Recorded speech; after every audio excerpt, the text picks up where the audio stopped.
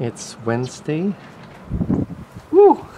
February 10, and we just had a blizzard 2 days ago. But look at the snow falling. There's even more snow now, and these are real blizzard conditions.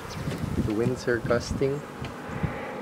I'm taking this from the door, so it's a bit cold. Kasi the windows are all frosted up already, and we can't. Yeah, I was trying to take video, I couldn't see anything. But so we just dug ourselves out.